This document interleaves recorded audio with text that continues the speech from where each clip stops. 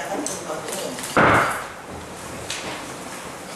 Untuk pledoi pribadi saya, Eris Adiaman, selaku Direktur Utama yang mewakili PT Nasional Sagu Prima, yang saya beri judul "Kebenaran Pasti Menang, Kesenang-menangan Pasti Tunggal". Pledoi pribadi ini saya susun dengan sistematika sebagai berikut. Yang pertama, PT NSP ialah korban bencana kebakaran dan penegakan hukum yang sewenang-wenang. Kedua, penuntut umum tidak dapat membuktikan seluruh dakwaan.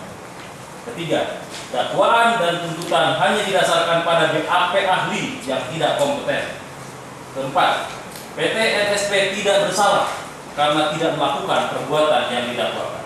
Kelima, penuntut dan permohonan. Persidangan yang kami muliakan, dengan perasaan duka yang mendalam karena sebenarnya saya tidak mengerti mengapa saya sampai harus didudukan di sini mewakili PT NSP sebagai terdakwa. Perkenankan saya menyampaikan pembelaan pribadi untuk menyuarakan kebenaran dan jeritan hati atas tindakan sewenang-wenang yang dilakukan oleh penguasa terhadap kami. Pembelaan ini melengkapi dan merupakan satu kesatuan yang tidak terpisahkan dari nota keberatan dan nota pembelaan yang disampaikan oleh tim penasehat hukum kami. Meskipun kami sungguh sangat bersedih, namun momen ini telah kami nantikan setelah sekian lama. Kami dizolimi oleh oknum alat negara yang menargetkan kami sebagai kambing hitam yang harus dihukum untuk suatu perbuatan yang tidak kami lakukan.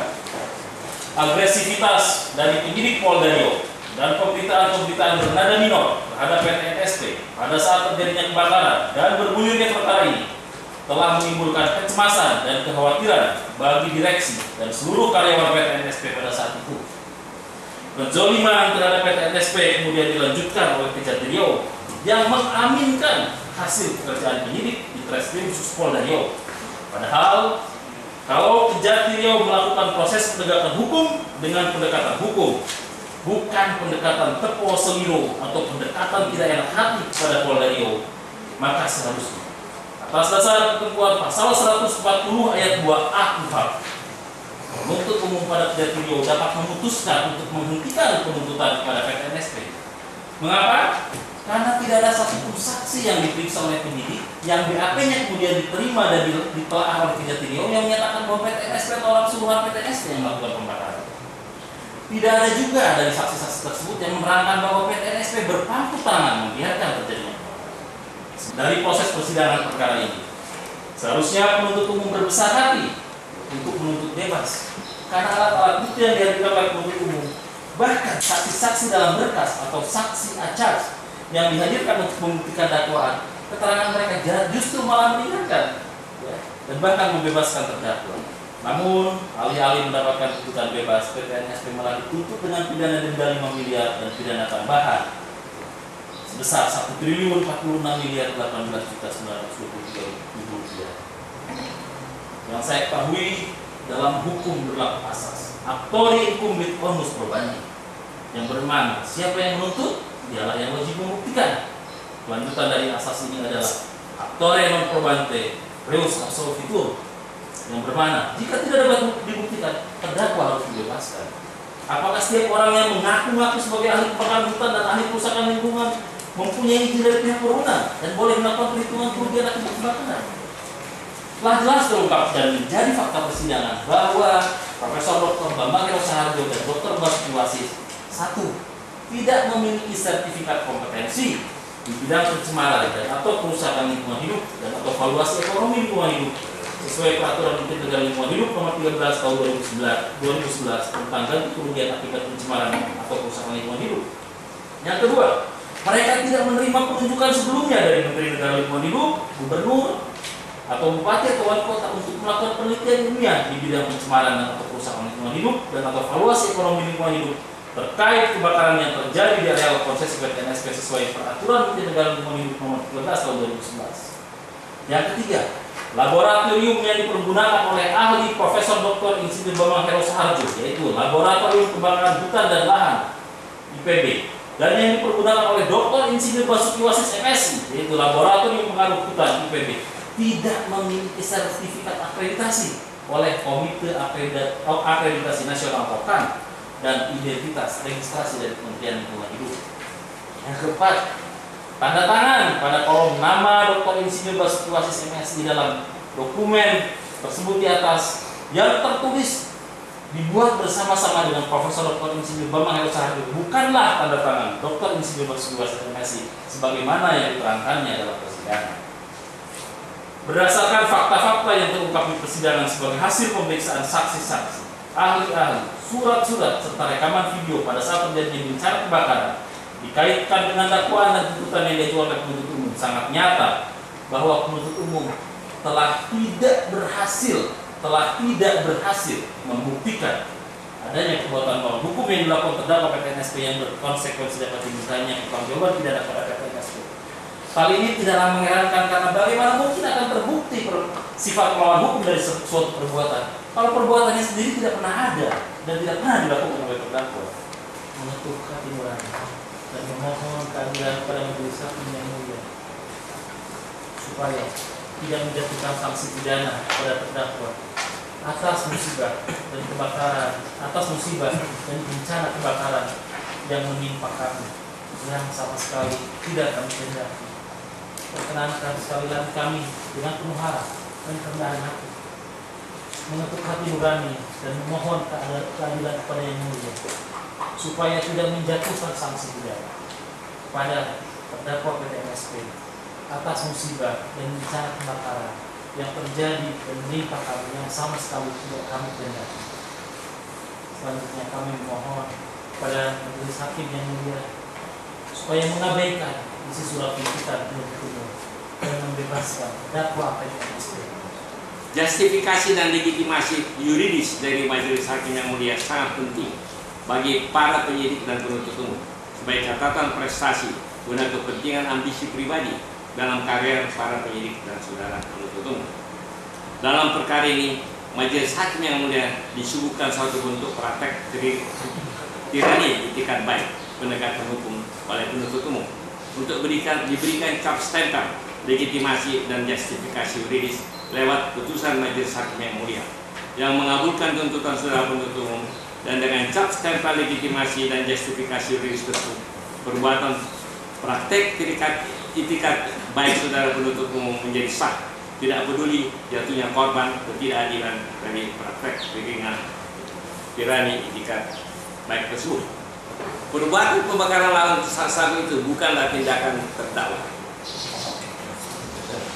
dan tidak pula diperintahkan disuruh lakukan oleh saudara terdakwa. Dalam persidangan yang mulia ini sangat jelas dan terang terungkap bahwa perbuatan tindakan pembakaran tersebut adalah perbuatan tindakan saksi sendi yang bermotif kekecewaan, kemarahan terhadap perusahaan, dan perbuatan saksi sudah sendi justru telah merugikan PT Nasional Sago Prima. Bagaimana mungkin saudara terdakwa bertanggung jawab secara hukum untuk tindakan saksi sendi sebagaimana didakwakan dan dituntut saudara penuntut umum? Apakah seorang jaksa agung dapat dituntut melakukan tindak pidana korupsi karena perbuatan korupsi yang dilakukan seorang oknum jaksa sementara jaksa agung tidak mengetahui, tidak menyuruh, tidak terlibat dalam bentuk apapun dalam perbuatan pidana yang dilakukan oleh oknum jaksa tersebut? Jika iya, di mana letaknya elemen mens rea dan actus reus atas tindak pidana jaksa agung tersebut? Hal yang sama ini berlaku juga untuk PT Nasional NSP.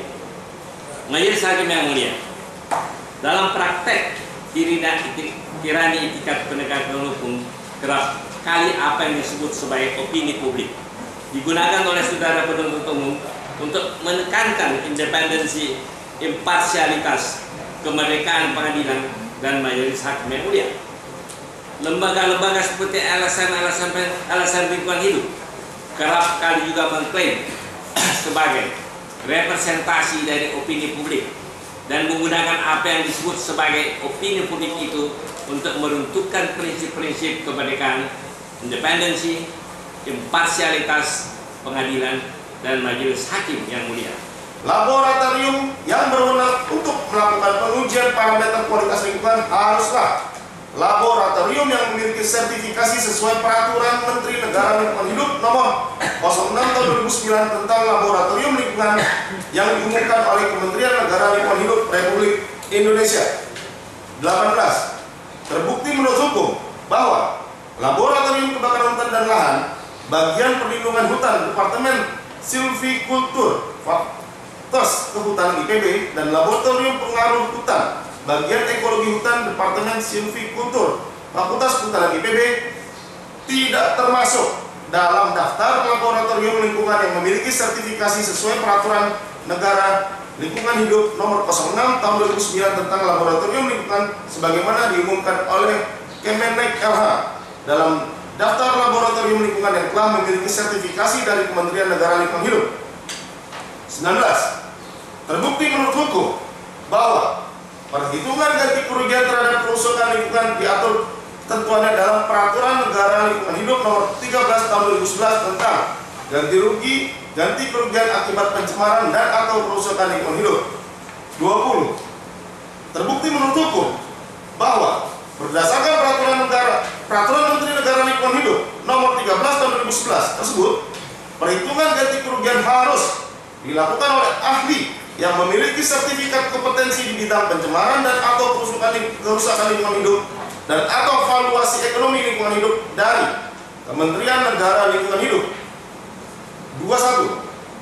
Terbukti menurut hukum bahwa dalam hal belum memiliki sertifikat kompetensi tetapi telah melakukan penelitian ilmiah dan atau berpengalaman di bidang pencemaran dan atau kerusakan lingkungan hidup dan atau valuasi ekonomi lingkungan hidup, maka ahli harus menerima penunjukan sebelumnya dari Menteri Negara Lingkungan Hidup, Gubernur atau Bupati Garing Wali Kota.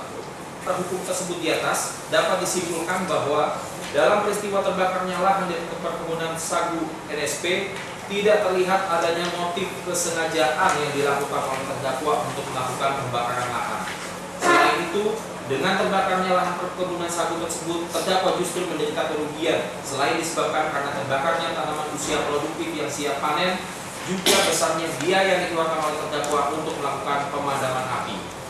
Bahwa berkaitan dengan motif kesengajaan, dalam pemeriksaan di persidangan Dr. Khairul Huda, ahli hukum pidana menyatakan pasal 108 Undang-Undang Nomor 3 Tahun 2009 mempunyai bagian inti perbuatan yang dilarang berupa perbuatan melakukan pembakaran lahan sebagaimana dimaksud dalam pasal 68 ayat 1 huruf H. Dalam hal ini, yang dimaksud pembakaran dalam pasal ini selalu harus terjadi dalam bentuk kesengajaan yang dilakukan khusus untuk membuka lahan sebagaimana dimaksud dalam pasal 68 ayat 1 huruf H. Bahwa pembakaran untuk tujuan lain tidak termasuk dalam pengertian pembakaran dalam pasal ini. Bahwa selanjutnya Dr. Khairul Huda juga menyatakan bahwa pembukaan lahan adalah bagian dari mempersiapkan kegiatan penanaman dalam lahan perkebunan dan atau kehutanan. Sehingga pembukaan lahan dengan cara membakar tidak mungkin dilakukan terhadap perkebunan dan hutan tanaman industri yang sudah ditanami. Selain itu, kebakaran lahan baik pada lahan perkebunan ataupun kehutanan yang terjadi karena kelalaian tidak termasuk dalam peristiwa yang menjadi sasaran norma dari tindak pidana ini dalam hal tindak pidana sebagaimana dimaksud dalam pasal 108 Undang-Undang Nomor 32 Tahun 2009 dilakukan oleh korporasi. Maka harus dibuktikan bahwa kesengajaan membakar untuk membuka lahan tersebut dilakukan oleh orang-orang yang bertindak untuk dan atas nama korporasi, baik karena hubungan kerja atau hubungan lainnya.